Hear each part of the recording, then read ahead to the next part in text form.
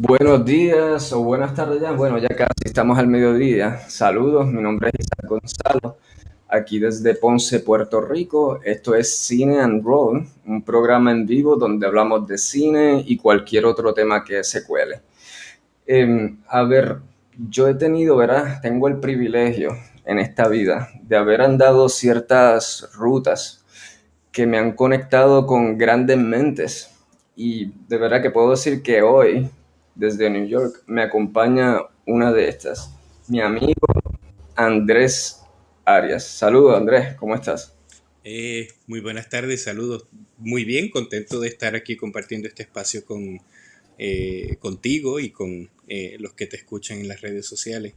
Café. Qué emoción.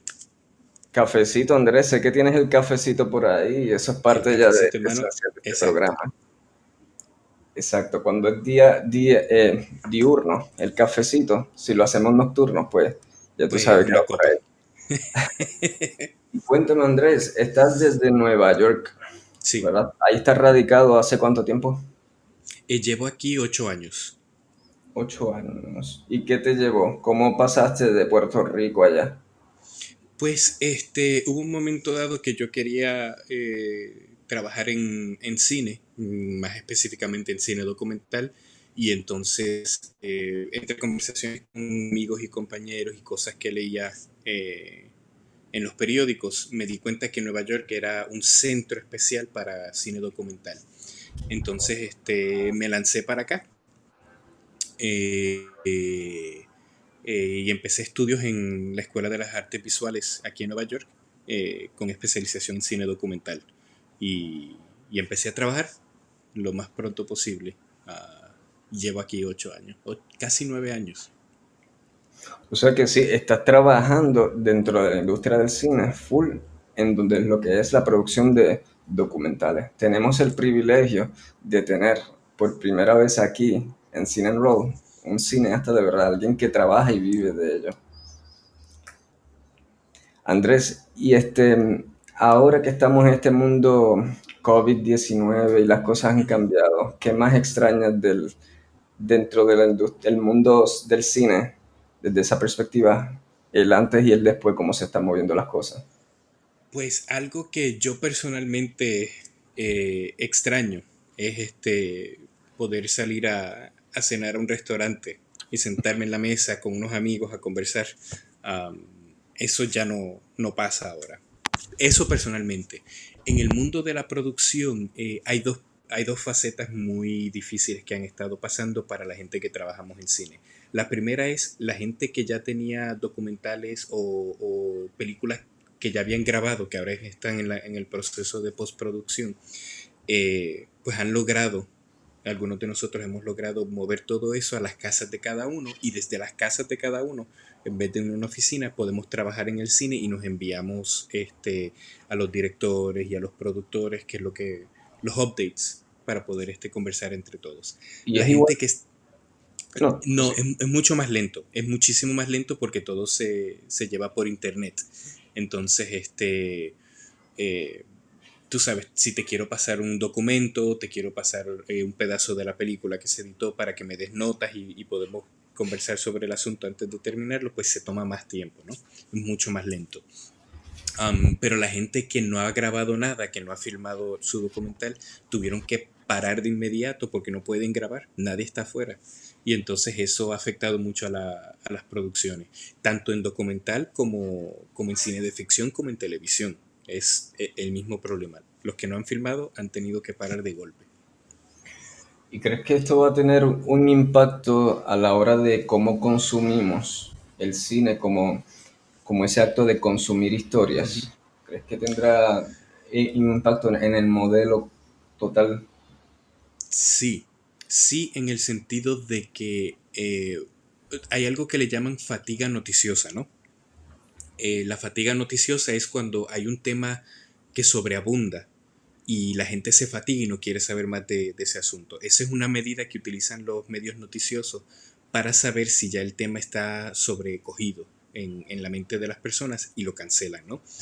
El problema del COVID es que la gente sigue escuchando y quiere saber más información porque todavía no se sabe mucho del virus. Hay muchas cosas que estamos aprendiendo porque es nuevo, ¿no? Entonces lo mismo pasa en los trabajos de la gente, lo mismo pasa en cómo consumimos entretenimiento y cómo consumimos noticias.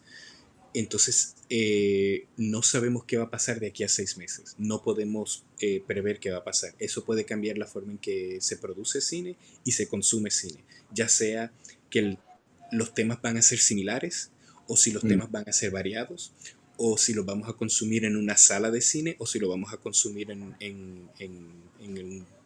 en una plataforma digital como lo es el Netflix, el Amazon, todas estas que nos dan por streaming a nosotros. Das un punto interesantísimo ahí que yo no había considerado, porque ok, mi enfoque estaba yéndose como que ok, al modelo, cómo lo consumimos a nivel técnico, tal vez, el medio, pero diste un punto muy importante. El core del cine es de qué se habla en el cine, Ujú. cómo esta situación mundial va a impactar las historias que contamos, esas temáticas, definitivamente. Claro, claro. Este, Y nos afecta en el sentido de que, mucho se va a enfocar en la gente que falleció, mucho se va a enfocar en los médicos, se van a enfocar en la cura, en la vacuna, muchos se van a enfocar en temas que ya estaban produciendo. Entonces, no sabemos cuál va a ser el interés del público de aquí a un año. De hecho, Hollywood ha suspendido, que pues, es lo más que tienen dinero para hacer películas, todas sus producciones y todas sus cintas al cine por este año. Y están pensando cambiar algunos festivales de cine a través de los Estados Unidos. Eso va a afectar cómo vamos a consumir el cine. mm. Y eso quiero hablar, antes de comenzar en este programa vamos a estar hablando de ti, de tu experiencia en el cine documental. Vamos a hablar de las películas que a ti específicamente te formaron. Pero antes de comenzar eso, me gustaría reflexionar un poco del cine como medio para contar historias. Em, Desde que el ser humano, desde que este tipo de simio un poco más hábil se levantó en dos piernas y Ujú. se puso derechito, ha tenido una necesidad, no sé si instintiva, decirle, de contar historias, desde las cuevas, desde hacer dibujitos, eh, que contaran algo de sí mismo. Esa, ¿Crees que esa cosa innata del ser humano de contar historias es lo que le ha dado esa relevancia al cine a través de los años, que consistentemente se ha mantenido como un medio que consumimos con tanta ansia, que nos moldea muchas veces como personas? Somos la suma de las historias que consumimos, de las experiencias que podemos, las historias que podemos crear nosotros mismos. ¿Sabes? ¿Qué reflexionas con respecto a eso? Tienes muchísima razón en el hecho de que como, como animales pensantes tenemos la habilidad de contar historias, ¿no? Y que necesitamos contar historias para narrar nuestras muertes, narrar nuestras victorias, narrar cuentos de cautela, para explicar sucesos naturales, ¿no? Entre otras cosas que hacemos. Sin embargo, el cine tiene una habilidad que las otras artes que ayudan a contar historias no tienen. El cine se parece mucho más a los sueños. El Mm, cine es lo más cercano que tú tienes al mundo de los sueños. Entonces, por esa habilidad narrativa que tiene, es mucho más especial, ¿no? No que es mejor, eso no es lo que estoy diciendo, sino que tiene algo especial con nosotros. Claro, están las artes de entretenimiento, que es muy divertido, pero cualquier cosa que te puedas imaginar, lo puedes hacer en cine, ¿no? Eh, yo creo que en mi opinión, esta es una opinión bien debatible, ¿no? La poesía es el arte más elevado, ¿no? Porque con utilizar palabras y frases sin importar el idioma, tú puedes crear imágenes, tú puedes crear lo que tú quieras. Y puede ser un poema muy corto, un poema muy largo. eh, estas imágenes que tú creas se convierten en algo eh, más allá y puedes comunicar algo, ¿no? Todas las demás artes están tratando de imitar la poesía, ¿no? Yo creo que el cine, por la habilidad de mezclar dos imágenes y sonido, puede acercarse mucho más a la poesía. Esa es mi opinión, ¿no? No lo había pensado así, me parece fantástico. Eso está para un tema de un programa entero de eso. Yo soy una persona que, y ahora que lo menciona, no lo había conectado antes, pero el mundo de los sueños, lo que sueño es bien importante para mí. Ujú. Desde pequeño, el mundo de los sueños es algo que siempre he intentado de recordar cada vez que despierto, escribir sobre esos sueños, que pasar por el ejercicio de darle una reflexión a ese proceso de soñar. Y siempre me ha parecido tan fascinante y siempre he fantaseado con la posibilidad que se ha presentado, que ha sido tema de numerosas películas, que ha sido el poder grabar los sueños. Porque Ujú. imagínate la clase de cineastas que pudiéramos ser si podemos coger esa imagen.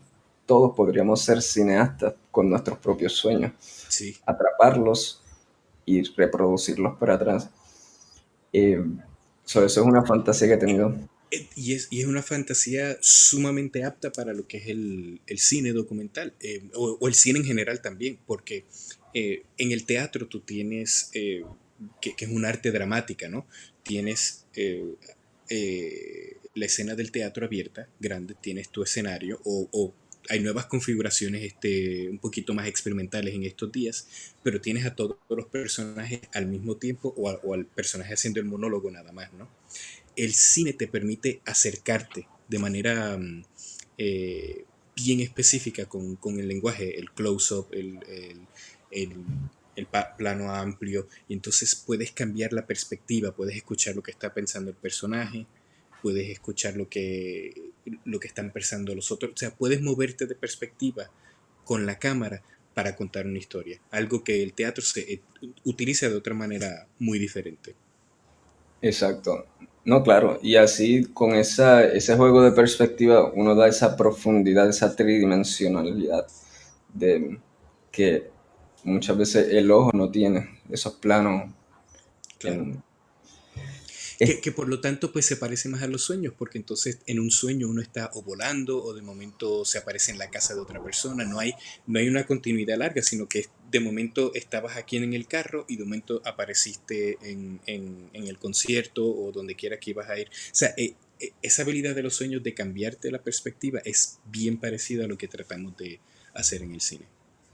de por sí este mundo de los sueños, de tanto que me ha fascinado, una de mis películas favoritas de todos los tiempos toca ese tema. A lo mejor después la mencionamos por ahí y Ujú. hablamos de ella. Y André, ¿y tu experiencia con los sueños, así como hablaste, es así? ¿Tienes esa relación? ¿Los escribes, los reflexionas al día a día? Mucho menos que antes, pero sí.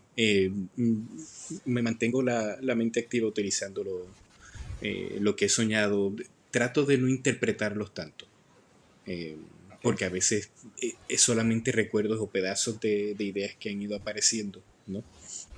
En mi vida, pero trato de Yo no pienso ponerles una que, interpretación. yo pienso que el acto de interpretarlo, el significado que uno le da, dice mucho de uno, pero no el sueño en sí, sino durante el acto de interpretarlo, cómo tú lo asocias. Porque yo no creo que el sueño te da una visión de algo, sino el acto de tu interpretarlo es donde ahí se da la chispa de qué de ti tiene que decir. Claro. Como estos tipos de gráficos que usan los psicólogos, los Sí, rushers, algo así. sí, sí, sí. Pues André, vamos a hablar un poquito, a conocerte un poquito. Te están enviando saludos ahí, dice Alma Ortega. Ah, saludos, Alma. Saludos, saludos Alma. Eh, tenemos también Andrés, te saluda Josué J. López. Ah, Saludos. hola, Josué. Fun fact, Josué fue uno de mis... si me vas a preguntar cómo empecé a hacer cine, Josué López fue mi housemate cuando yo estuve en la universidad en Mayagüez. Y yo estaba estudiando física. para ser meteorólogo, porque yo tenía una fascinación con Ada Monzón, porque ella es física estudiada en la Universidad de Florida y es meteoróloga en Puerto Rico, ¿no? Yo estaba siguiendo esta carrera, pero entonces Josué se dio cuenta que yo estaba pasando mucho tiempo en las artes dramáticas, en el teatro, en estas cosas, y me dijo, ¿por qué tú no te mueves hacia el mundo de las artes? Y entonces ahí fue que yo empecé a cambiar mi carrera, empecé a escribir para el periódico, empecé a escribir para teatro, empecé a hacer otras cosas y empecé a hacer cine. Y pues yo creo que él fue una de las primeras personas en darme ese empujoncito. Qué genial, sí, porque Formal. yo había olvidado del todo que tú estabas estudiando meteorología, por Sí. supuesto. Sí, sí, sí, se me había olvidado. Te envía saludo también Max Vega, Max Max. Vega, y te envía saludo. Ah, sí, te dice un abrazo, Andrés. Saludos, Max. Entonces, Andrés, pues vamos a hablar de eso, vamos a conocerte un poquito antes de conocerte desde la perspectiva de las películas que te construyeron. Ujú. ¿Cuál fue el momento que recuerdes o la experiencia exacta que te llevó a la realización de que, mira, voy a estudiar cine? Me mencionas ahora exacto que Josué López tuvo ese, Exacto. fue parte dentro del empalme que hiciste, pero puedes también aportar con otra memoria. Pues hay una memoria muy en particular yo estaba trabajando mucho para hacer para escribir pequeños documentales en la Universidad de Mayagüez, ¿no? Y estaba trabajando con un amigo mío, Ángel el Vélez, y nos estamos dedicando a hacer pequeños documentales para la universidad. Yo estaba ya pensando más en artes teatrales como para hacer diseño escenográfico, pero como esto nos proveía algo de ingreso, pues íbamos a hacer esto. Y entonces hubo una clase que se ofreció en el Sagrado Corazón hace algunos años atrás con un profesor, Gualberto Ferrari se llamaba él, argentino, cineasta documental, y fuimos a tomar para aprender a escribir el tratamiento y el argumento de un documental, ¿no? Y él nos enseñó una película que se llamó Toro Negro.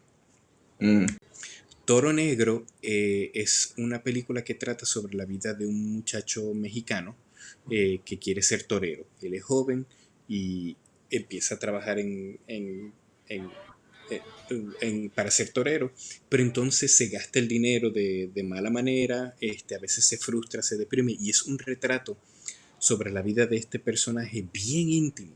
O sea, la cámara es sumamente íntima, está presente, no hay entrevistas largas, es solamente estar con este personaje. Se emborracha de vez en cuando, o muchas veces se emborrachaba, ¿no?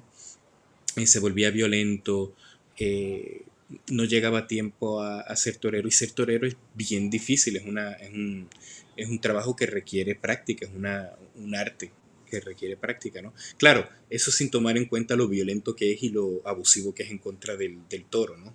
Um, porque estamos viendo la vida de este personaje que sueña con ser torero.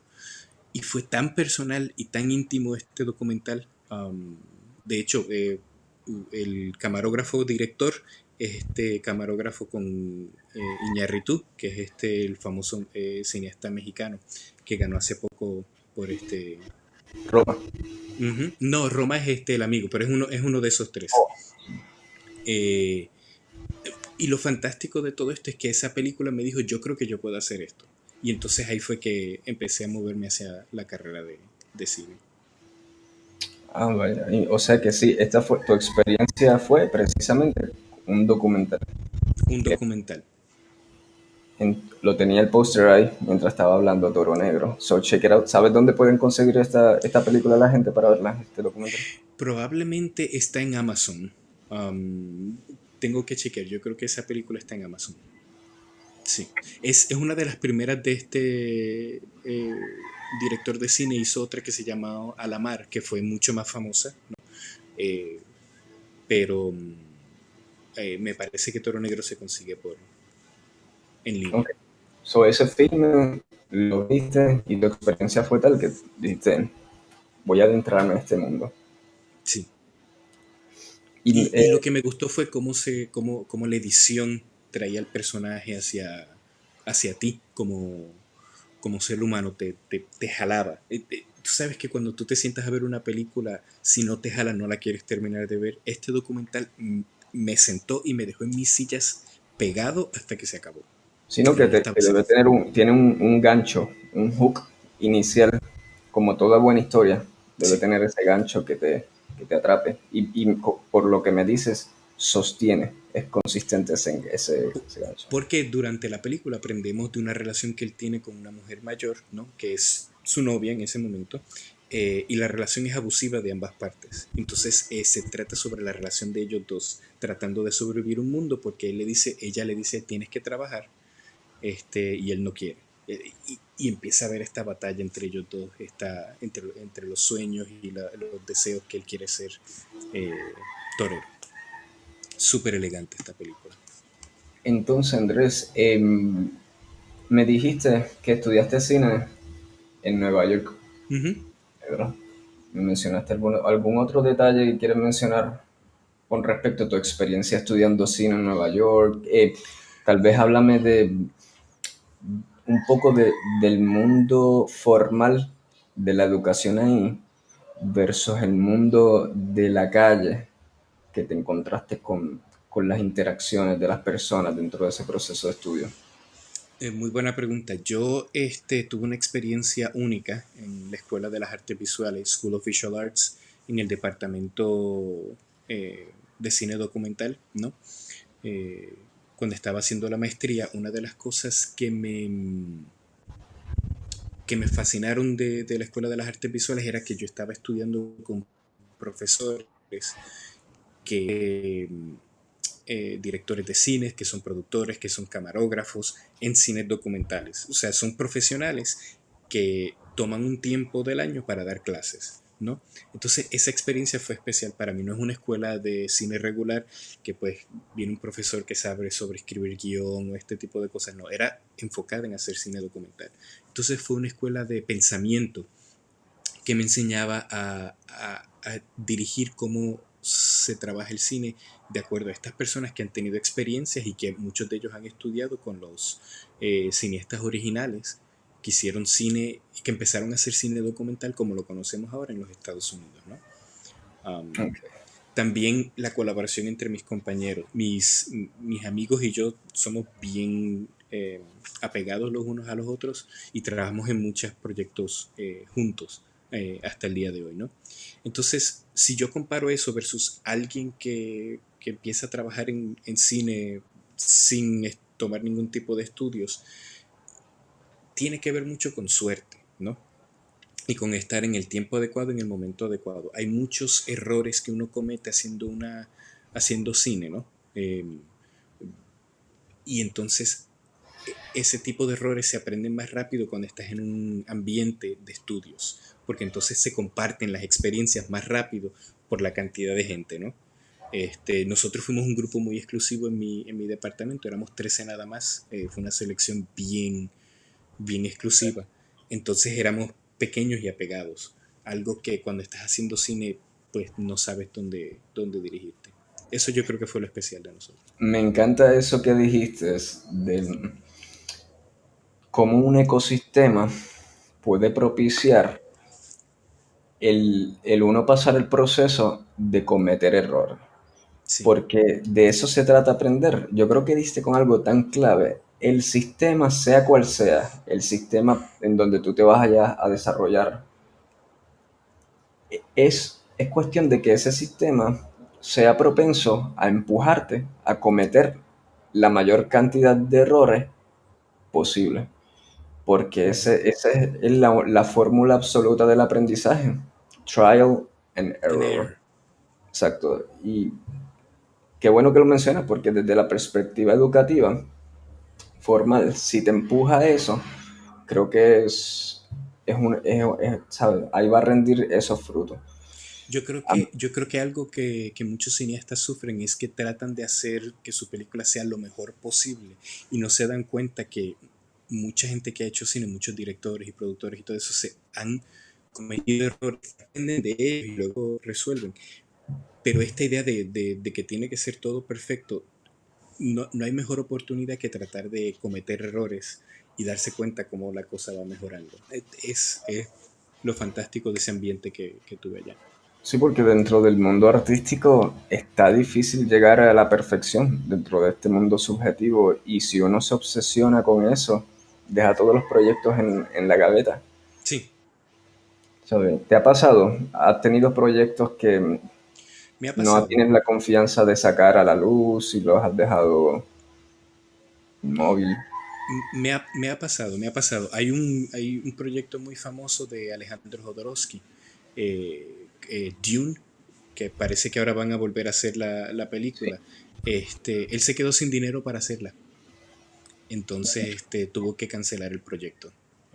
Pero todas esas ideas fantásticas que él tuvo en ese momento se convirtieron, muchos de esos artistas que trabajaron con él están trabajando para otras películas fantásticas al día de hoy. Entonces, tú ves que aún de algo fallido se puede crear otro tipo de referente para seguir haciendo proyectos. Y yo creo que eso es lo que me ha pasado. Algunos de los proyectos que he tenido en mente que no me han salido, de ellos he aprendido para sacar otra cosa. exacto. O he adaptado para hacer otra cosa. Me encanta. No, Andrés, tenerte aquí en este programa siento que ha elevado los valores de producción ya. Solo con estar ahí hablando al 200%. De verdad que estoy bien agradecido Ah, por tu me tiempo. encanta hablar contigo. Yo me acuerdo mucho, yo no sé si tu audiencia sabe, pero Isaac y yo somos amigos de hace muchísimo tiempo y siempre hacíamos cine. Algo que muchos de ellos no saben es que cuando estamos estudiando inglés, que mi inglés no era muy bueno, ah, en la escuela, nosotros hicimos una película juntos para un proyecto de presentación oral en la escuela y yo creo que sin darnos cuenta eso puso esa hormiguita en la cabeza de nosotros que empezó a correr y entonces se ha convertido en nuestra pasión y tú estás haciendo programas de... Básicamente esto es casi un programa de televisión, yo estoy trabajando en cine, yo creo que se ha convertido en algo que nos hizo hacer trabajar en Sí, esto. ¿no? Definitivamente esos pequeños detalles dentro del desarrollo de uno como individuo. Yo descubrí, me hice amante del cine desde muy temprana edad Sí, y del cine maduro, tal vez por así decirlo, tal vez no el más propio para niños, por así decirlo, no tanto los muñequitos y eso, sino que empecé como que a darle cabeza un poco al cine en general desde muy pequeño. Y creo que con las películas de Kung Fu y ujú, ujú, mucha película asiática. Y como dice, pero ese amor por el cine no fue hasta proyectitos así, desarrollados en la escuela, como claro, los que colaboramos tú y yo, el que me dio la realización de que se puede hacer algo con los pocos recursos que tenemos. Uno puede insertarse en ese mundo que ama tanto, uno aportar a él claro. historias. Y tiene que ver con eso, con las ansias que todos tenemos de contar historias. Todos tenemos una historia que contar y todos queremos contarla. Y es Exacto. buscar el medio adecuado para hacerlo. Sí, es la misma razón por la cual la gente durante esta época de COVID se llaman a la familia, a los amigos, porque tú necesitas contarle a alguien algo que te ha pasado en el día. Exacto. Es innato en el ser humano la necesidad de contar historias o de escuchar historias de alguien más. Por eso tenemos esa fascinación. Ha sido una parte esencial de nuestra evolución como sociedad, por supuesto. Ujú. Andrés, te envía saludo aquí Ana de León Mitchell Ah, saludos. y te envía saludo Cristina de Arias. Es tu hermana, ¿verdad? Ah, esa es mi hermana, saludos. Saludos Cristina, wow. Hace tiempo que no le veía. Saludo aquí de parte de Isaac también. Andrés, ya puedes escuchar el gallo por ahí. Ya se unió a la El, conversación. ya suena la conversación el gallo. So, Andrés, háblame de, entonces ya sabemos, ¿verdad? Porque estudiaste cine, Ujú. también me hablaste de por qué específico el cine documental desde la perspectiva de lo que fue tu experiencia con el documental Toro Negro, ¿verdad? Claro. Y pero hay algo más que te hizo hincapié documental. O sea, quiero permanecer aquí. Yo Hay un creo poquito que, más que puedas aportar a eso. yo creo que Porque, algo y que háblame un me, poco de la diferencia de ambos mundos de cine. algo que a mí me fascina mucho del cine documental es que es inesperado, ¿no? El cine documental que muchos conocemos y que yo conocía antes de empezar en este mundo, ¿no? Como profesión, es el cine donde tú tomabas algo histórico, algo documentado, ¿no? Y, y, y utilizabas pietaje viejo o pietaje de noticias y pietaje me refiero a video, ¿no?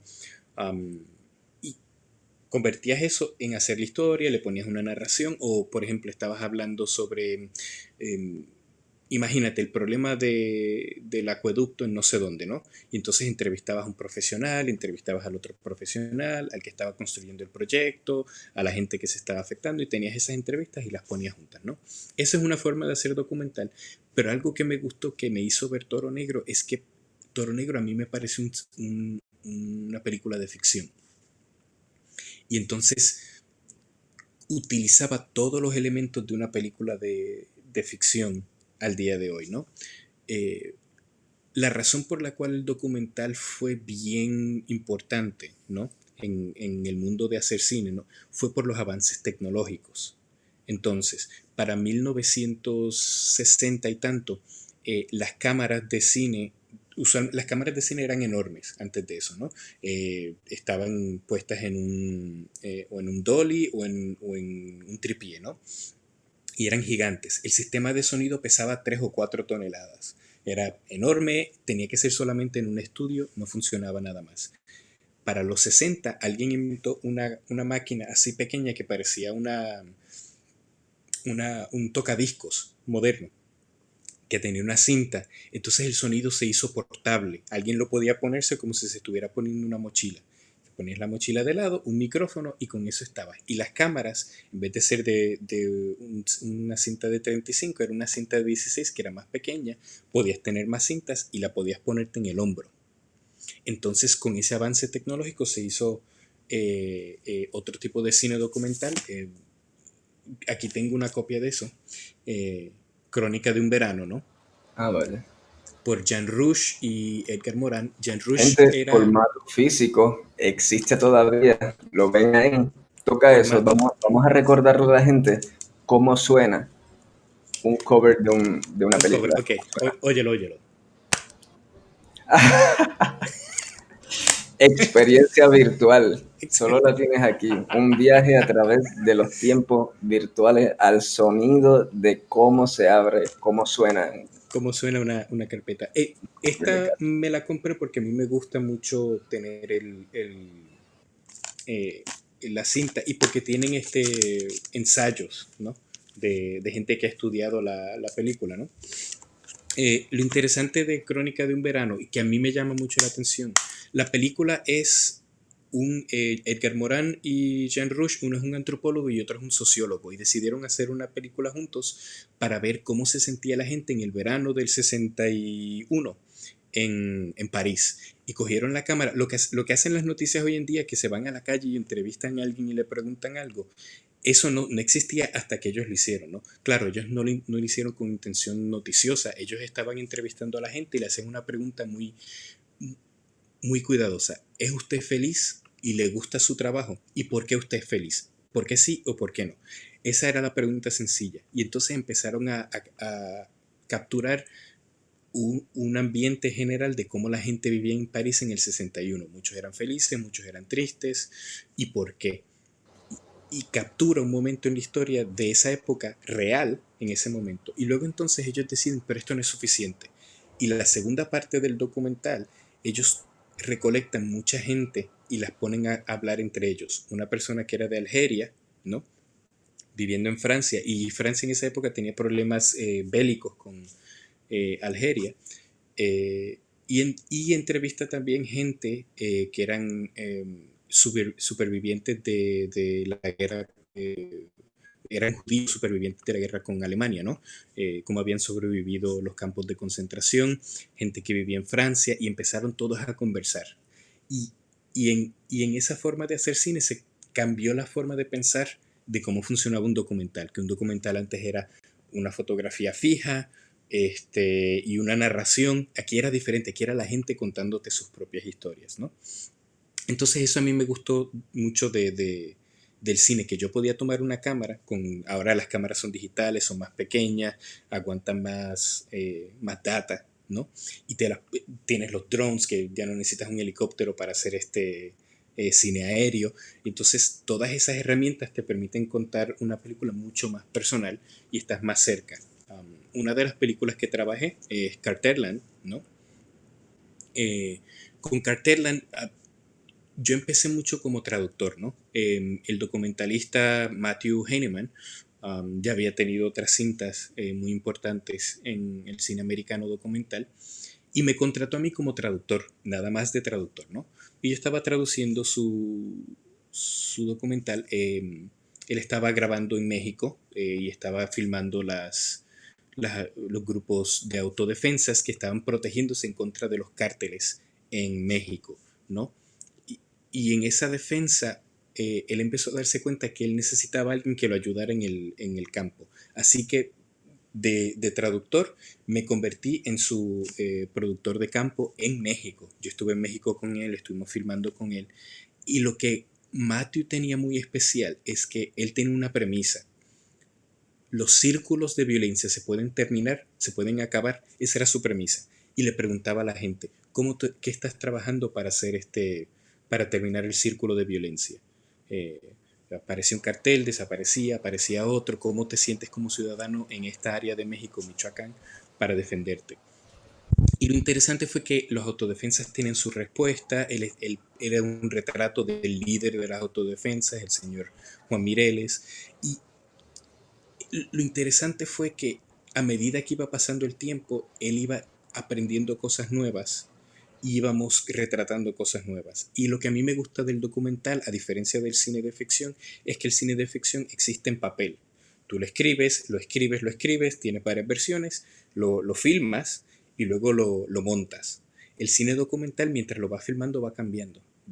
Y puedes montar algo ahora y te das cuenta que la historia cambió y tienes que cambiar. Ese cambio activo del cine a mí me gusta, porque es bien interesante y es bien difícil.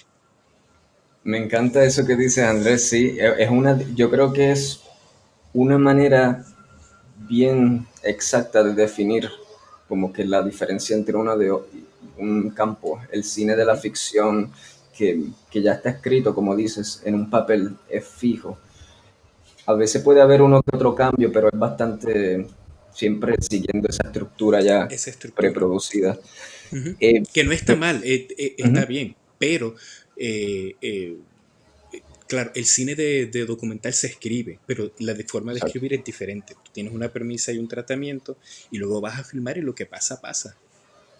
Pero que Lo es que bien, pasa, pasa. bien cambiante en el momento, bien transformativo, Sí, como lo es el humano en sí exacto. mismo. Exacto. Es un arte antropológico, básicamente, ¿no? Y claro, la antropología y la etnografía tienen unas bases éticas diferentes a lo que es el cine de ficción. El cine de documental, perdón. El cine documental dramatizamos algunas cosas. O sea, o cortas un personaje para explicar algo, o no, o cortas los detalles, algo que pasó en 6 meses, lo pones para que parezca que fueron 3 días, porque tienes que avanzar, tienes 90 minutos para contar tu documental, ¿no? Entonces sí dramatizamos algunas cosas, pero nos mantenemos éticamente correctos con lo que realmente pasó. Sí, porque hay veces que para tú decir una verdad, tienes, bien contada, tienes que irónicamente disfrazarla con un poco de De juego, no ficción. sé, de ficción, Ujú. exacto, porque es la mejor manera de contar esa verdad, lo puede ser. Y Sí. también, Andrés, mencionaste algo como el estilo documental retrata el tiempo, un momento en la historia. Y eso es una belleza con la que el ser humano siempre ha demostrado una fascinación en ver a otros seres humanos en su diario vivir, en la simpleza de lo cotidiano. Ujú. Podríamos decir que, por ejemplo, la fascinación que tienen con los reality TVs. Aquí en Puerto Rico una vez hasta metieron una persona en una casa de cristal en un mall Sí, y me acuerdo. solo el reality show era solo ver a esa persona dentro de una casa de cristal en su cotidiano, en su diario vivir. Tenemos Esta una fascinación que fascinación, tenemos. tenemos una fascinación de ver la vida de otras personas, ¿no?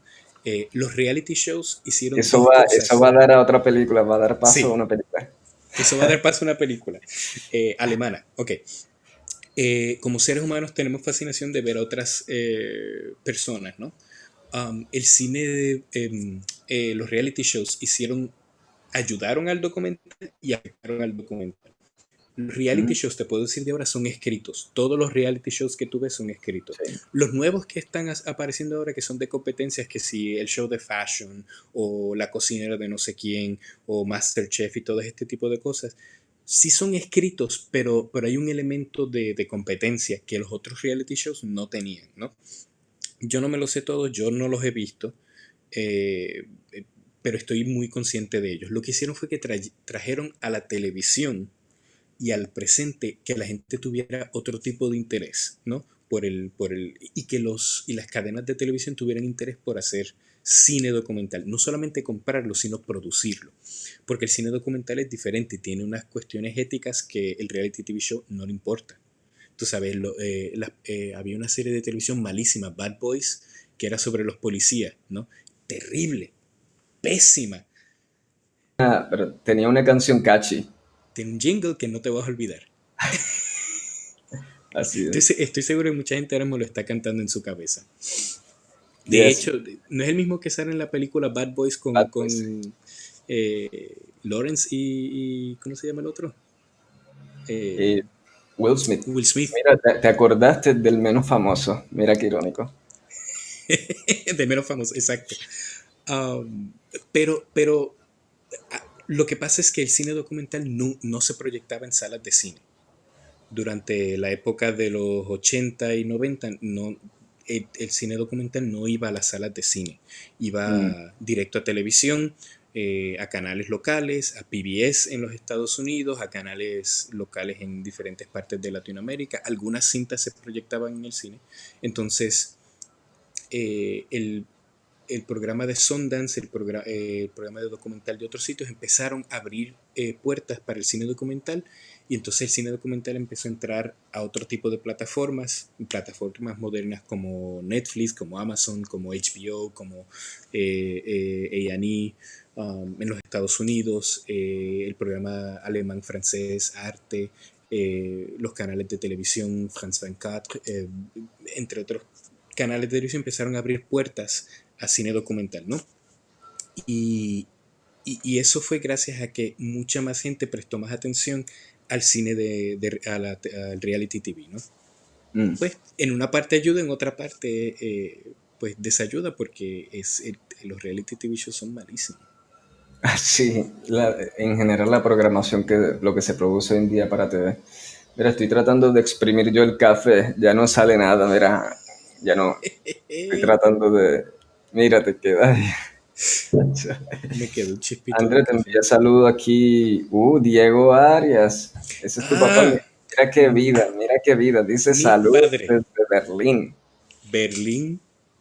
que eso también conecta con posible la película que vamos a hablar Desde ahora. Berlín. Este es directamente para mi papá, que vive en Berlín ahora. La vida de los otros. Oh, Andrés, esa película me Qué fascina. película. Este no es documental, este es cinema de ficción, obviamente, ¿no? Ganador del premio de la Academia en el Abre, dos mil abre, seis Andrés. Vamos, De sonido, sonido sonido. visual. La otra era Blu-ray, este es DVD. Oh, más antiguo. Más... Oh, era. Mira, ¿verdad que ese actor, cómo se llama? Pero a mí se me Ay, parece tanto a Kevin Spacey. se Cuando yo parece vi un esa montón película, a Kevin ese es el Spacey. Kevin Spacey Alemán. Se de parece mí. un montón al Kevin Spacey. De ver si tengo el nombre de él aquí. Aquí no me aparece el nombre del, te lo debo. Mala mía, te lo debo. Pero puede ser si no. no lo alcanzo a leer aquí. Ah, no te Esta preocupes, yo película, lo busco ya mismo por aquí. Háblanos de esta muy bien. película. En la película, lo que a mí me gustó muchísimo de la película es, Alemania estaba dividida, ¿no? Un momento histórico en Alemania, hay dos Alemania, West Berlin y East, ¿no? Entonces, uno de los lados tenía mucho control sobre las artes, sobre la prensa, sobre lo que se decía del gobierno. Era bien controlado, bien limitado, no se podía hablar públicamente mal del gobierno, porque entonces te desaparecían. Entonces muchos artistas y muchos poetas, el señor que aparece aquí es escritor y es escritor de teatro, ¿no? Y le estaba escribiendo sobre teatro y le daban dinero porque el gobierno le daba dinero para hacer teatro. Pero él tenía mucha rabia en contra del gobierno, pero se mantenían callados, ¿no? Entonces, uno de sus mejores amigos que no había producido nada porque le habían prohibido producir, porque se expresó en contra del gobierno, se deprimió tanto que se quitó la vida. Y entonces, en mucha rabia, este señor escribe sobre los suicidios que han estado pasando de los artistas en este lado de Berlín, porque no podían expresarse públicamente, porque el gobierno los tenía controlados. Manda en secreto, anónimamente, ese documento y lo envía al otro lado de Berlín, donde se publica. Y entonces utilizan ese documento para hablar en contra del lado de acá, perdón, del lado de acá de este gobierno, ¿no? Entonces, este señor que está aquí con los audífonos, como tú y yo, que tenemos audífonos ahora, eh, él es Espera, yo estoy espiando mientras corro este programa a los vecinos también. a los Con... vecinos con el gallo biónico. Eh, el señor es un espía, como Que se llama Andrés, el actor se llama Ulrich, Ulrich, Ulrich Muhen. Ulrich. Es difícil de Sí, pronunciar, sí. pero Ulrich Muhen. Tremendo actor. Todos los actores de esta película son muy Sí. buenos. Él es un policía de la Stasi bien controlado. La película abre con una escena increíble. Él está explicando cómo se entrevista a alguien para sacar la información y saber si te está diciendo la verdad o si te está mintiendo, sin utilizar un detector de verdad. Él utiliza unas técnicas, pero bien, bien terribles. O sea, él no te tortura, no abusa de ti, pero psicológicamente te manipula para averiguar la verdad. Y él es bien controlado, bien vestido todo el tiempo, hay las cosas en la hora, tú sabes, una forma muy alemana de controlar, ¿no? Entonces, mientras él está escuchando, él le ponen micrófonos en toda la casa al escritor porque sospechan que es el escritor, pero no tienen evidencia. Y lo empiezan a investigar, ¿no?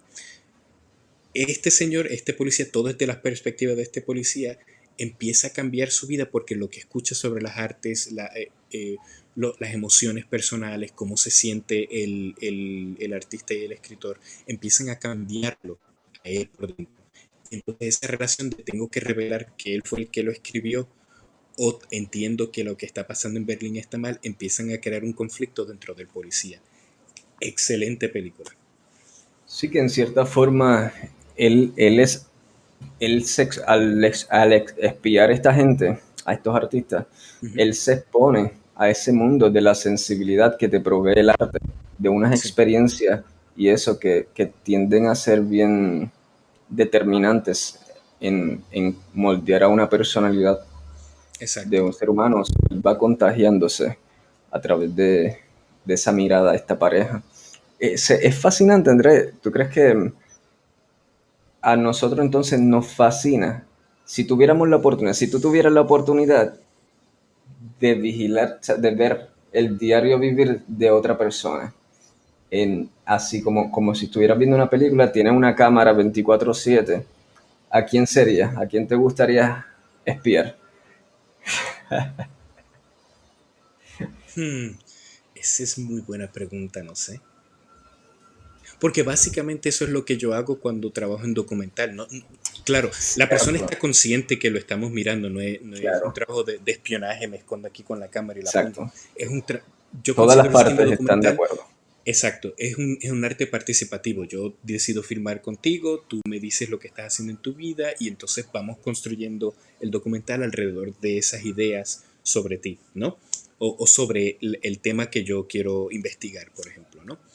Pero al final del día yo tomo esos videos que yo grabé y me siento hoy en día en una computadora a editarlos, a montarlos, ¿no? Ujú.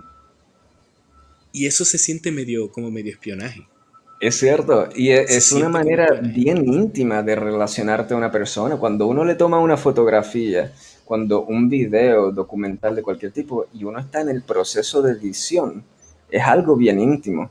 Tú le das zoom a ciertas cosas, tú exploras, tú tienes que jugar con las imperfecciones, con lo contrario, imperfecciones.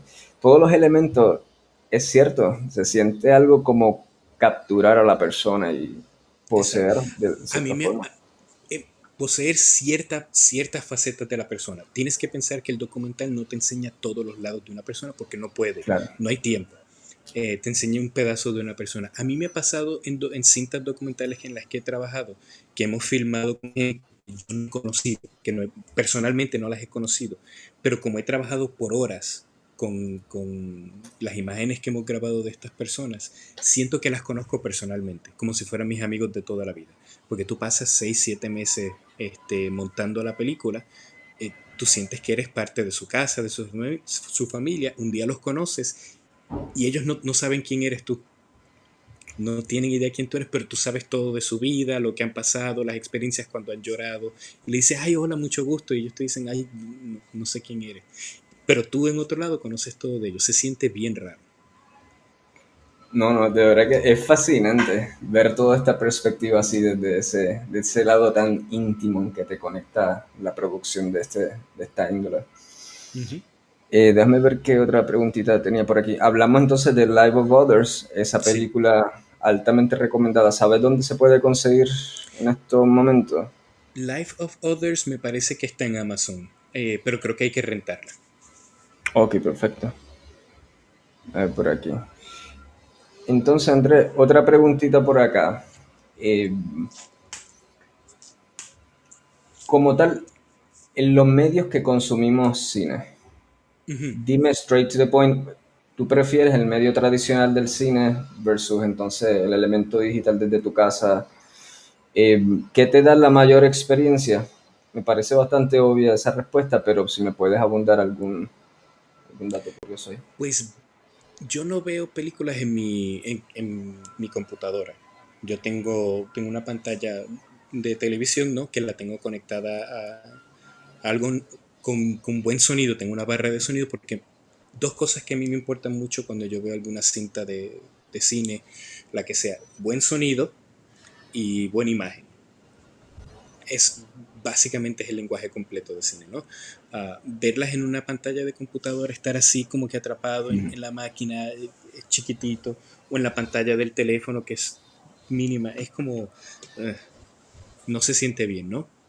Um, Porque Andrés, y perdona que te interrumpa ahí, qué bueno que lo mencionas porque sí, tanto la historia que se quiere contar uh-huh, como los elementos técnicos de sonido son parte de cómo el director quiere contar esa historia, cómo suena eso, cómo se ve eso. uh-huh, So, eso es algo con lo que, por ejemplo, a mí me ha o sea, me ha desincentivado, no estoy diciendo la palabra, o sea, en cuestión de cuando estoy haciendo música, por ejemplo, oh, ok, cuando estoy haciendo música, eh, yo pienso, ¿cómo las personas van a escuchar esto? Desde el celular, le van a dar play y se va a escuchar el celular ahí.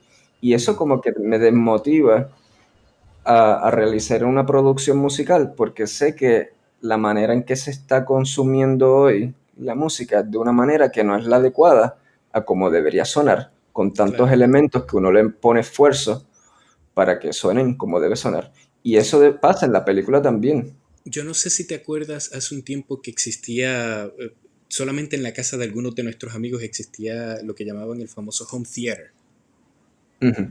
que eran 5 bocinas, tenías que conectar una máquina especial, el televisor tenía que ser especial, grande, costaba muchísimo dinero, era una inversión grandísima que hizo la familia para poder ver películas y sonaba, retumbaba, ¿no? Hoy en día es mucho más barato conseguirse una barra de sonido y un buen, lo que llaman el subwoofer, ¿no? Y con eso claro. tienes un sonido excelente.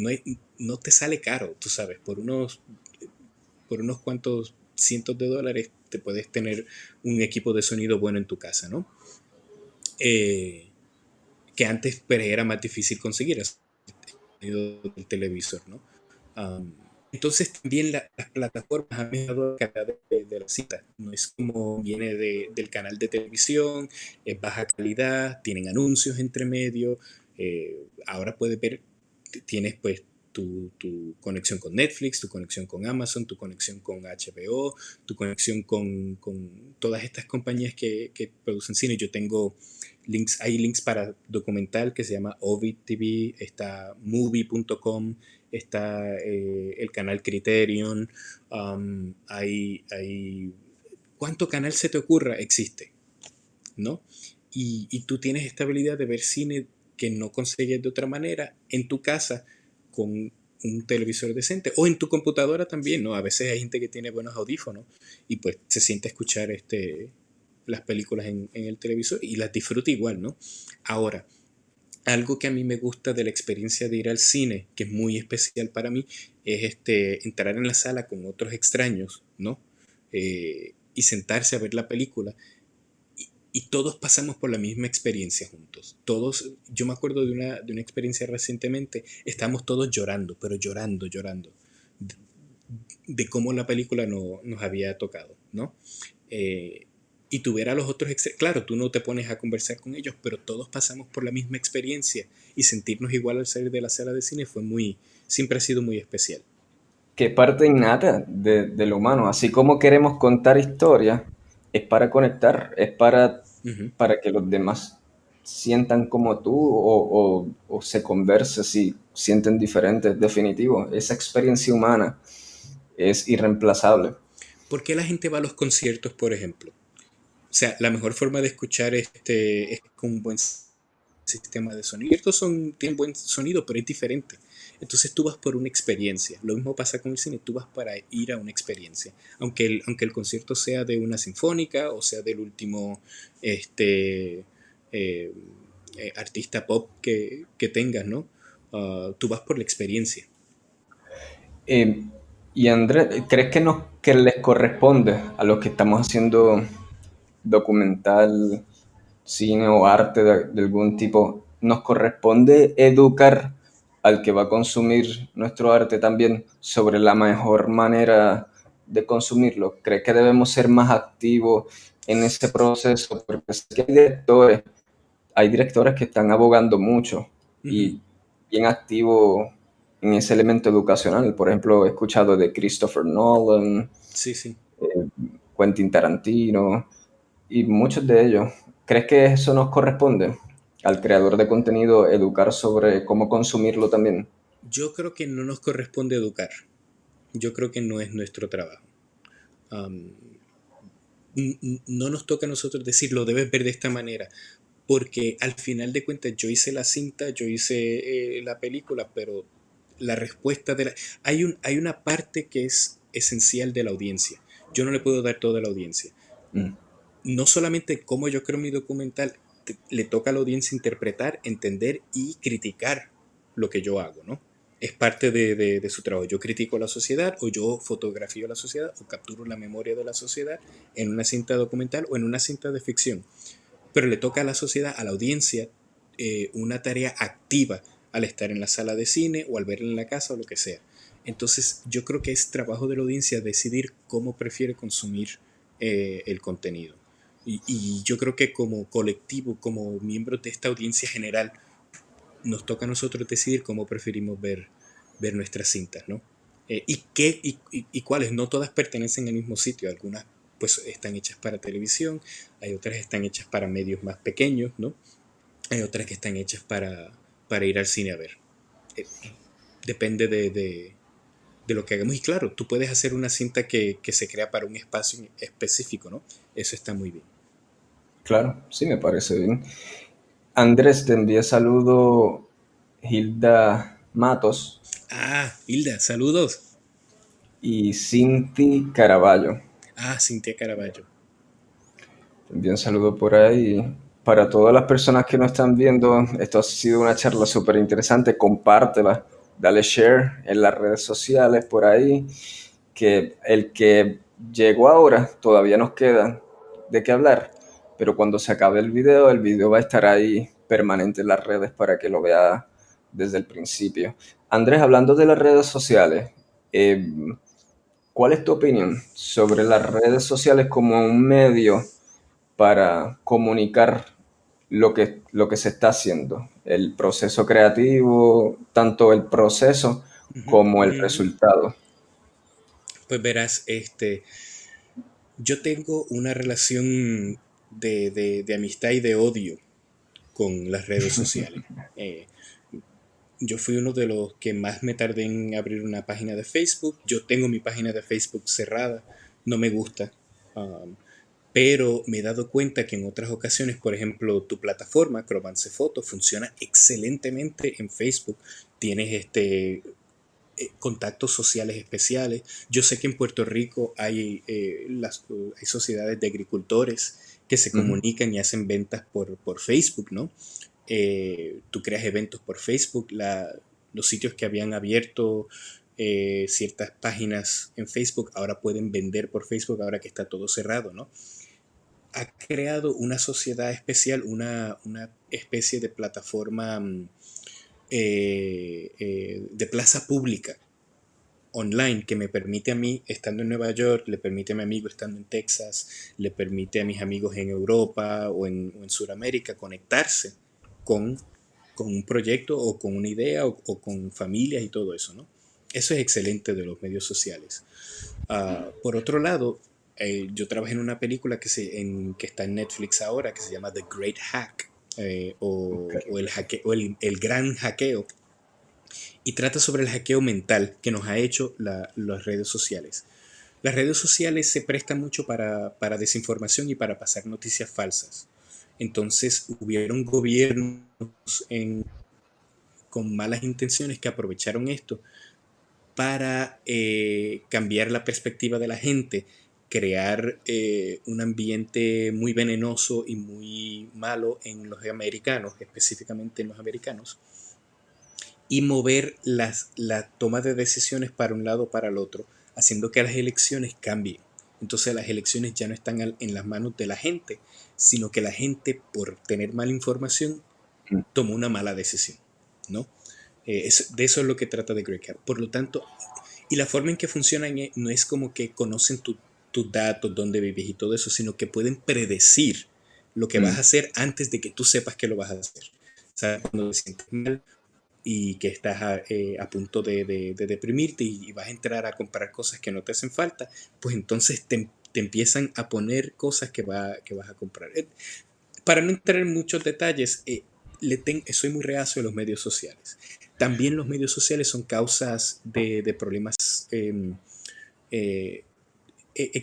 son crean un problema psicológico con la gente.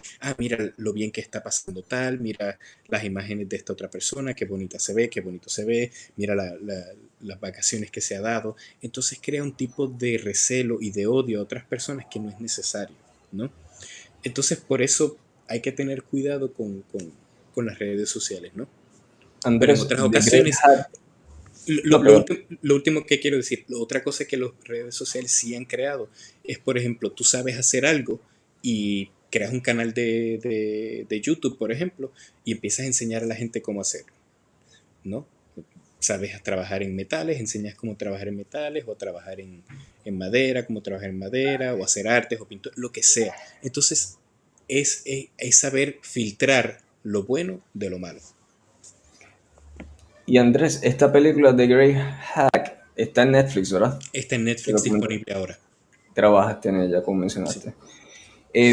Pero mencionaste ahí algo bien clave, que es cómo utilizan el Big Data, la data, Ujú. para predecir, básicamente.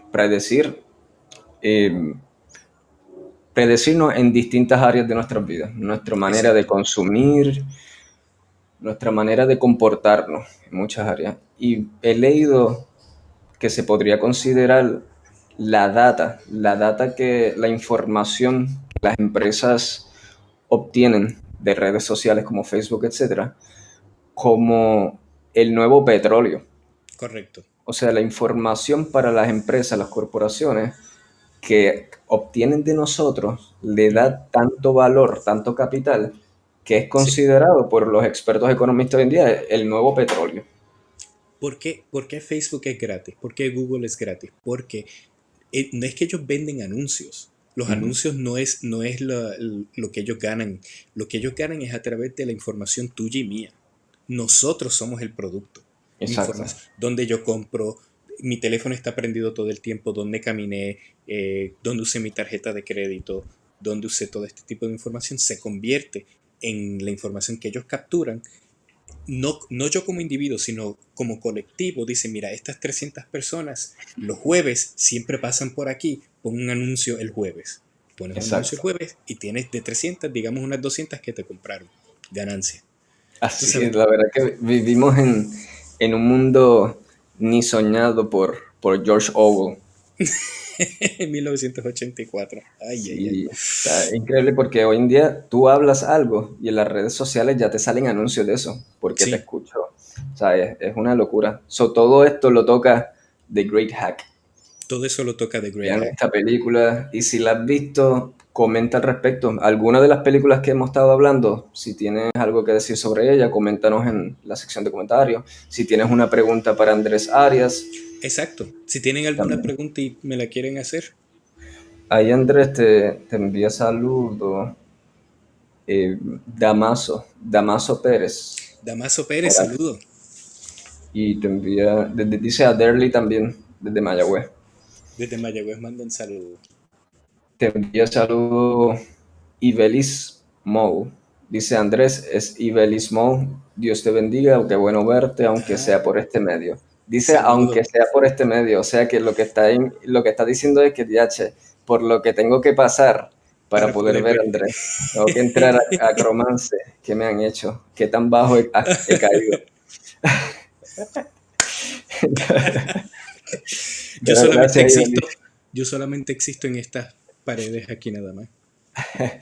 Y entonces te envía saludos José Antonio Camacho Rodríguez. José Antonio. Le Tremendo pre- fotógrafo también. Eh, Ah, sí. deberían conectarse. Cromance Fotos y José Camacho. Ah, pues José Antonio Camacho, escríbeme, estamos aquí.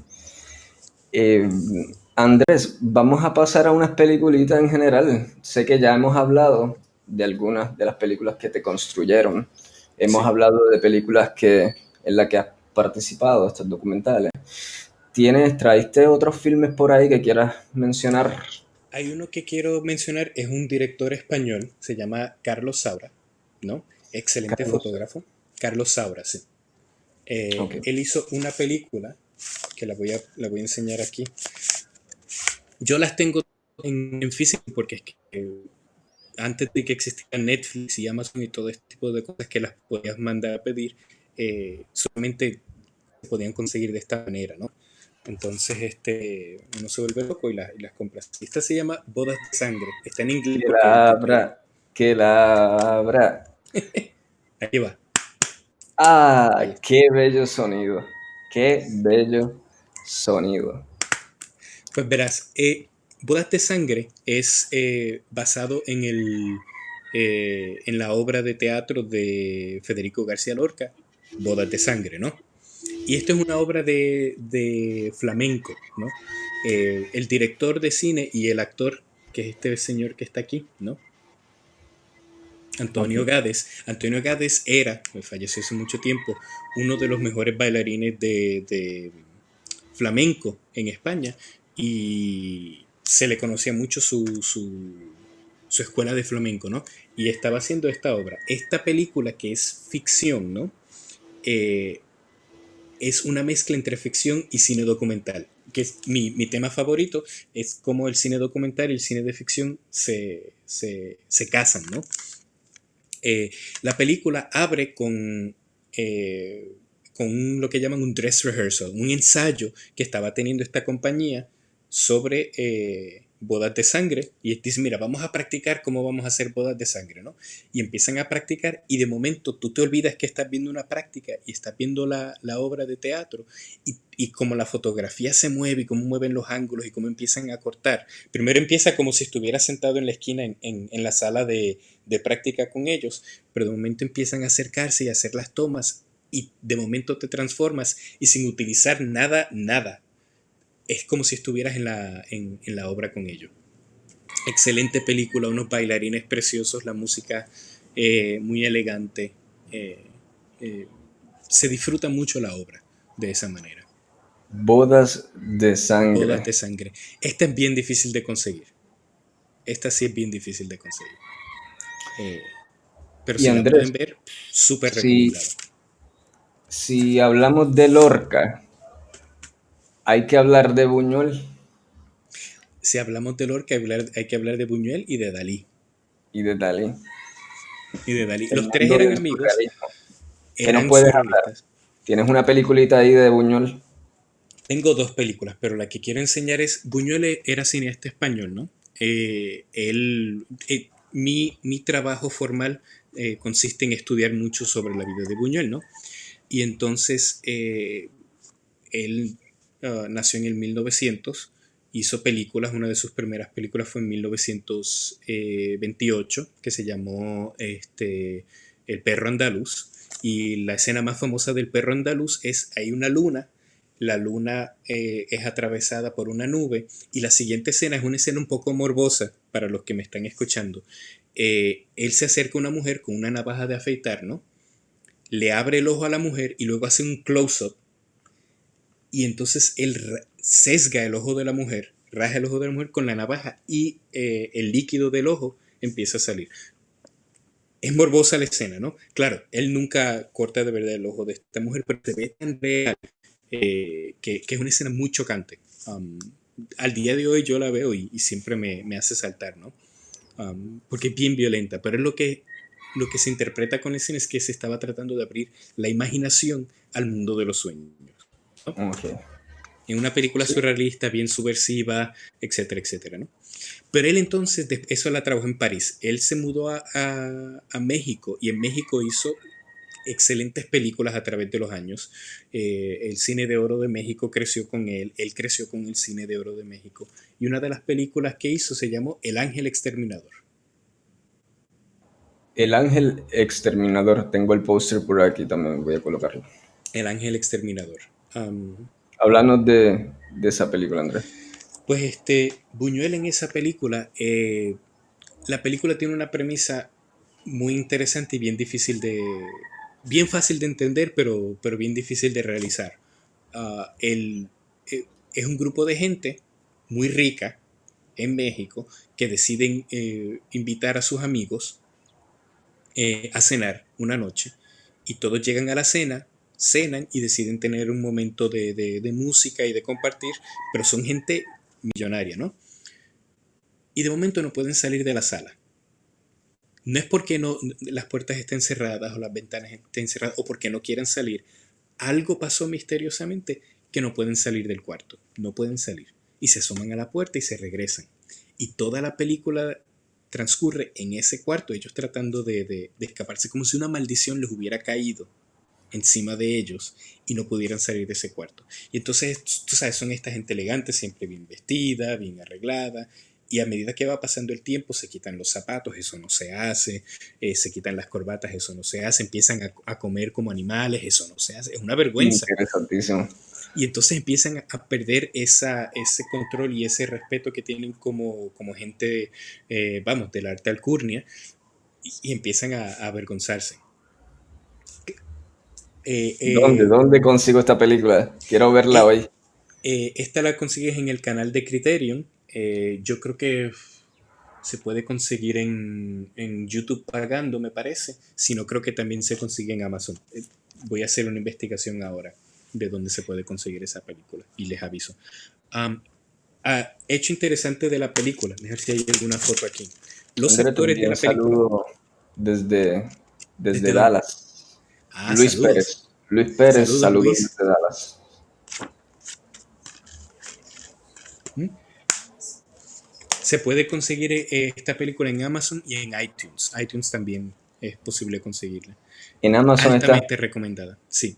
Película hecha en México por el cineasta español Luis Buñuel. Lo interesante de la película es que Buñuel escribió un guión bien sencillo, ¿no? Eh, y luego lo adaptó mejor, pero le pidió a los actores que ellos mismos trajeran su propio vestuario. No porque no pudiera conseguir el vestuario, porque él trabajaba con los estudios mexicanos, que si había dinero para hacer este tipo de cine, pero él les pidió a ellos que construyeran su personaje. Así es Buñuel. Ese loco Era loco, jugaba paranoico. con esos elementos meta Sí. de- del cine. Que hablando de Buñuel, ¿hay algo más que quieras comentar de esa película? Buñuel, no, Buñuel hizo otra película que se llamaba Las Urdes o Tierra sin Pan. Es el único documental surrealista que, en existencia que yo conozco. Si alguien me quiere corregir, pero el único que yo conozco surrealista es el de Buñuel, Tierra sin Pan, donde él fotografió gente en una provincia de España, Las Urdes, que sufrían de mucha pobreza. Y fue un documental surrealista porque él lo construyó para contar una historia más grande sobre la pobreza, en particular de esta gente, pero en general. Es un documental muy corto.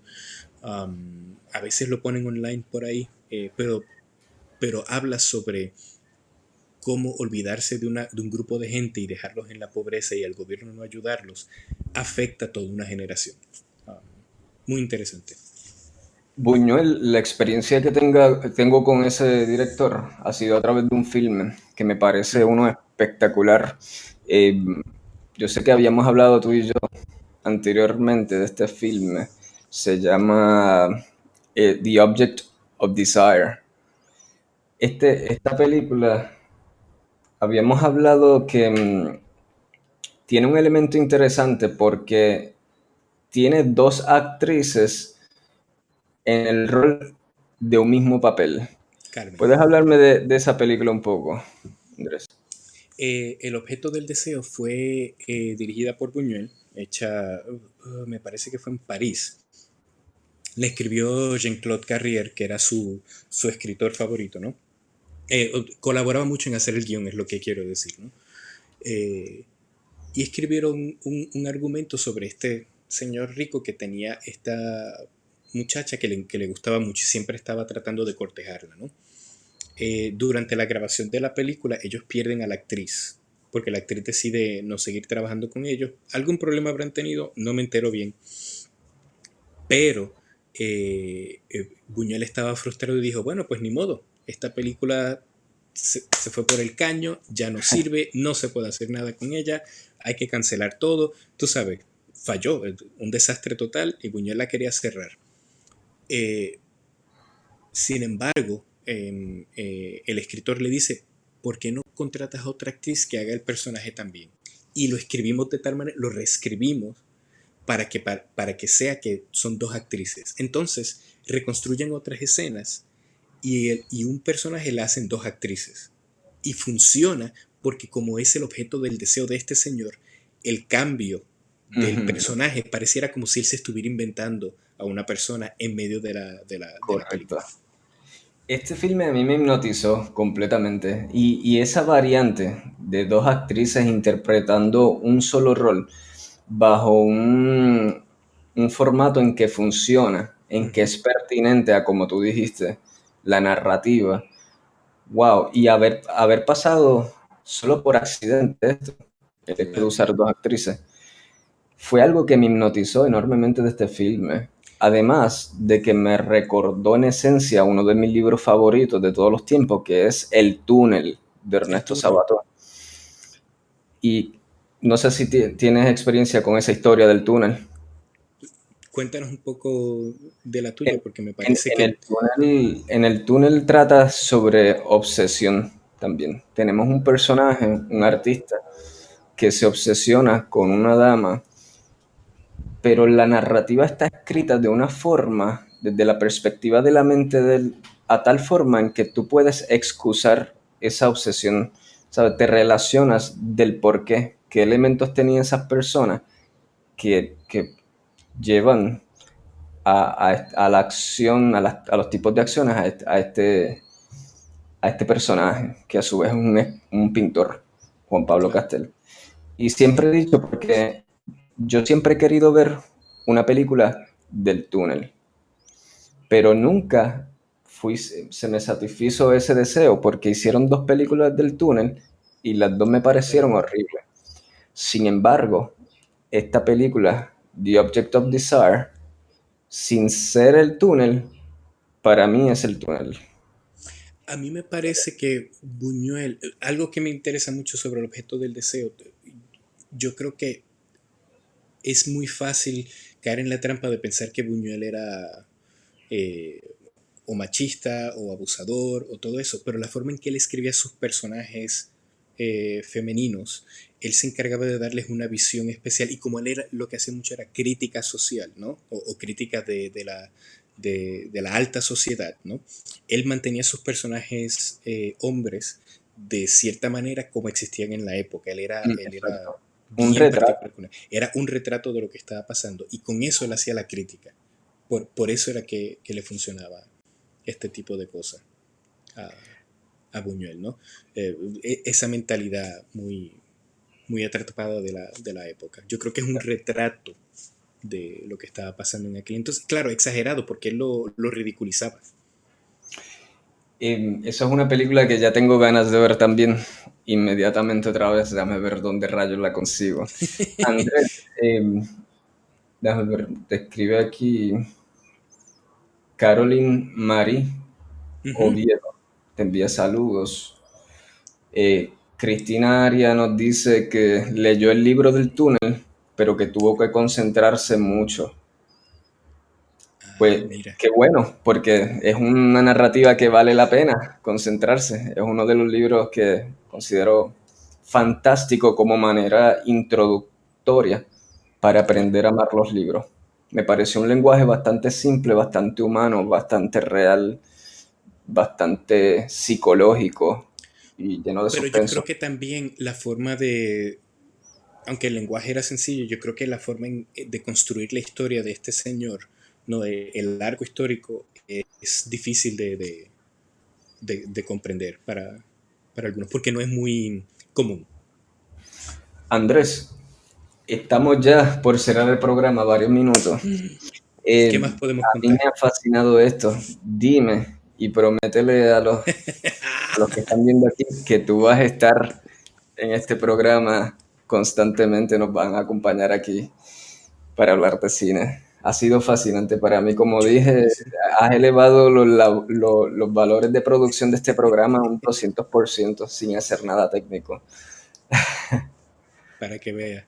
No, yo quiero seguir conversando de temas. A mí me gusta hablar de estas cosas, pero algo que quiero hacer, y dime tú cómo puede funcionar y si la audiencia nos puede ayudar a pensar cómo hacer esto, cómo, cómo compartir los temas con la audiencia, con ellos, con ustedes que están aquí escuchándonos y que nos van a escuchar cuando esto salga grabado y el link esté colgado en el Facebook. ¿Cómo podemos conversar los temas? Ya sea que nos escriban algo y pues hablamos de esos temas, ya sea que nos hacen Eso sería fascinante. preguntas. A mí me gusta mucho hablar de la historia del cine, ¿no?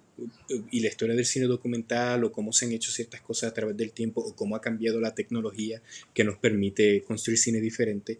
Pero también hay gente que ha de tener preguntas sobre películas modernas o películas que se han hecho recientemente, ¿no? O de la experiencia de hacer cine. No sé. ¿Qué tipo de preguntas tienen ellos sobre cómo hacer cine, ¿no? Y cómo yo puedo ayudar a responder. Tampoco es que yo sé todo, vamos. Em, Aquí Ana de León Mitchell dice que vuelva. Apoyamos esa idea. Como dice Andrés, mira, yo abrí un email por aquí, es cineandroll Ujú. at gmail.com. Ahí pueden escribirnos sobre esas ideas que menciona Andrés. Por ejemplo, podemos el programa hacerlo a base de sus preguntas, a base de interrogantes general que tengan del mundo del cine. Yo le puedo abrir este email, obviamente, a Andrés, para que tenga acceso Ujú. y inventar algo. También puede escribirnos aquí, en Cromance, que de hecho, algo que nos ayudaría muchísimo para que todo el contenido que generamos, ya sea de Cine and Roll u otros programas que estamos produciendo, es seguir estos 3 pasos. Vas aquí a la página de Facebook de Cromance y Ujú. donde están los 3 puntitos, le das clic a los 3 puntitos y te va a llevar al paso 2, que es following, seguir. Le das ahí y luego te va a abrir una ventana que te va a dar la opción de darle a ver primero. ¿Qué Y, significa cuando le das ver primero?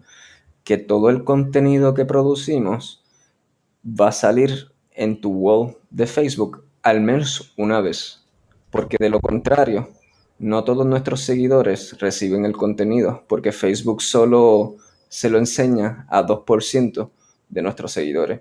Pero si tú haces esos tres pasos, aseguras que te llegue todo el contenido. y lo que debo decir del contenido de tu página de Cromance Foto, que me parece excelente a todos los que están escuchando, tiene... Isaac ha entrevistado a gente que está haciendo cosas de ciencia allá en Puerto Rico, debo decir. Gente que está trabajando con máscaras, gente que está haciendo proyectos con estudiantes, ha hecho programas de cine como este para hablar de las películas que nos gustan, que son especiales para nosotros. Has hecho contenido sobre personas en la política, gente que está haciendo cosas diferentes, contenido a través del mundo, porque tú has viajado y has hecho fotografía alrededor del mundo. El contenido de esta página es muy bueno y yo creo que pone a la luz las cosas muy buenas que se están haciendo en Puerto Rico y yo creo que vale la pena compartir, ¿no? Porque hay mucho ingenio de parte del puertorriqueño haciendo cosas especiales y haciendo cosas de corazón, ¿no? Y yo aprecio mucho eso. Y yo creo Gracias que por esta palabra, Dani. venir, es que me parece bueno que haya buen contenido en Puerto Rico, más allá de lo que aparece en televisión, que no siempre es bueno. Lo siento. Andrés Sibiri, Ana de León vuelve a escribir, dice, quiero ver las películas que mencionaste. Las películas que he mencionado, ella dice que las quiere ver. Quedan unas buenísimas películas por mencionar, pero el tiempo estamos apretados, pero como vamos a Ujú. seguir hablando en otros episodios, pues vamos a ir mencionándolas. ¿Algo Exacto. último que quieras decir, Andrés? Yo creo que muchas de las películas las pueden conseguir o por iTunes, por Amazon, por Netflix. Se consiguen todas online. Eso es lo que me gusta de online. Algo más que quiero decir, yo creo que tenemos que dejar de pensar en el cine como solamente un elemento de entretenimiento o solamente un elemento de enseñanza, sino que es una forma de compartir los unos con los otros Exacto. los sueños, ¿no? Las ideas que nos vienen a la cabeza. Y yo creo que eso es lo chévere del cine, nos permite entrar a otros mundos. Por eso es que yo trabajo en cine. Andrés, y antes de irnos, en Cine and Roll, yo diseñé, antes de que llegaras tú, era necesario sobornar a nuestra audiencia. Era necesario porque de qué otra manera lo íbamos a poner a escucharnos. So, Exacto.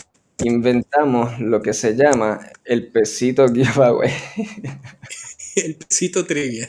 El pesito, no, empezó como el pesito trivia, pero como nadie participaba, lo cambiamos a pesito giveaway, en que simplemente lo regalábamos sin hacer casi nada. So, me gustaría que tú eligieras a alguien del público para enviarle el pesito giveaway por ATH móvil. Así, le Por vamos a ejemplo, enviar un pesito trivia a alguien. tenemos aquí dentro de la gente que participó, a Cinti Caraballo, Ana de León Mitchell, Cristina Arias, Caroline Marí, Luis Pérez, José Antonio, Ibelis Moll, Damaso Pérez, Hilda Mato, Oye, tu papá, pero hay conflicto de hay interés. conflicto de interés y Sí. muchas de estas personas me conocen. Yo estaba pensando, ¿por qué no hacemos una pregunta si se acuerdan de algo que yo hago? Pero esta gente me conoce. No sé. Todo el mundo va a contestar correctamente. Pues no sé, qué dilema, ¿a quién le damos el pesito de hoy? ¿A Es que es quién una le gran damos el duda. pesito de hoy? ¿A quién se te ocurre? Mm, ¿Quién puede sugerir el próximo tema? Será una buena idea. Ya veremos, entonces lo tiraré algo al azar ya mismo, porque está difícil. Ha Está participado mucha difícil. gente, está difícil. Pues Andrés, El pesito sido, trivia documental. ha sido un privilegio real, siempre es un privilegio para mí conversar contigo acá entre nosotros. Ahora bajo este programa fue fantástico, de verdad que te agradezco un Ah, montón. Han sido yo un lo pasé montón muy bien. que seas parte más recurrente de esto. Y nada, gracias a Claro, todos sí. los que nos vieron. Compartan este video por ahí y de eso se trata. Hablemos más, unámonos más a la conversación, hablemos de cine, de historias, de eso que nos conecta como Exacto. más. ¿Por qué nos gusta? ¿Por qué no nos gusta? ¿Qué nos hizo emocionar? ¿Qué nos hizo llorar? Yo le he pasado muy bien aquí en tu canal. Muy bien. Super Andrés, voy a poner la musiquita y el video del final y te me quedas un ratito a lo que apago el programa para conversar Muy bien. y echar